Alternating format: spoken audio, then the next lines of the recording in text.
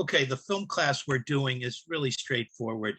There'll be 6 films. Each week you'll get the name of the film and the way to stream the film. I'll send some questions to keep in mind when you're watching it. Then we'll get together. I'll give a lecture.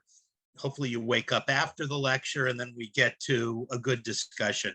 And I'll also throw out some concepts that will maybe help us think about the films. And I thought I'd give you one just as an example of what we do, which is, if you ever want to be a studio executive or a film producer, or think about what makes a movie work commercially or find audiences, one of the most important concepts to keep in mind is a hard concept versus a soft concept movie. Hard concept movie is a movie that, if it's done really well, a lot of people are going to see it. It's going to make a lot of money. But if it's not done really well, and let's face it, almost all movies are mediocre, it still has an audience. There will still be some people who want to see it. Think of a superhero movie, or the sequel to a popular movie, or any horror film. If they're great, they do well. If they're mediocre, there's still people who want to see them. A soft concept movie is a movie that, if it's done really well, people will go see it and it will make money. But if it's mediocre, it has zero audience. Think of my favorite film of the last 20 years, Moonlight. Anybody want to go see a mediocre version of Moonlight? There is zero audience for that. The King's Speech, the mediocre version of Amadeus. Any movie, basically a drama about Black people, non-white people, gay people.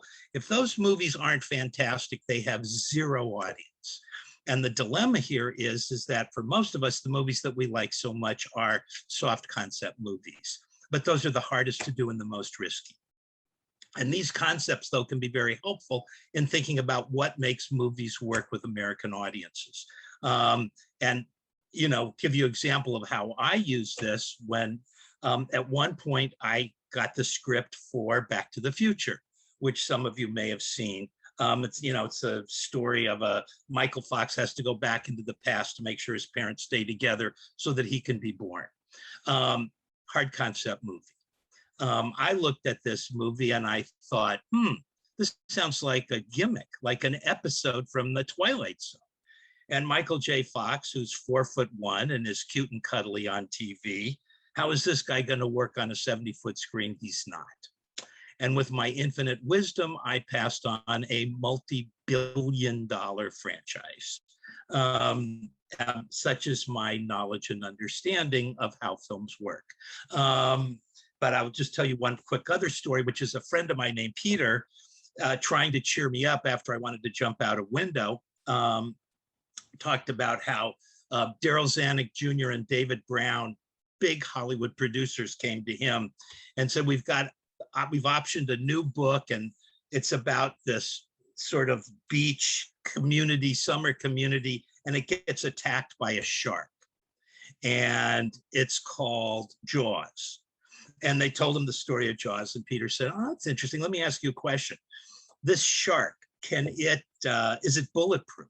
They go, no, it's not bulletproof. Well, can the shark fly? No, the shark can't fly. Well, could the shark come out of the water and run into the town and eat people? And then going, Zanuck and Brown are going, no, Peter, it's just a big fucking shark. That's all it is. And so Peter says, okay, so let me ask you a question. At the beginning of the movie, the shark eats all these people at the beach. After that, one of two things has to happen. Either people go, I'm not going back in the water, there's a big shark in there, in which case you have no movie, or people go back into the water after the shark has been eating people, and you go, these people are too stupid to possibly care about. This is a ridiculous premise for a movie, and so he passed on. That became the biggest movie of all time.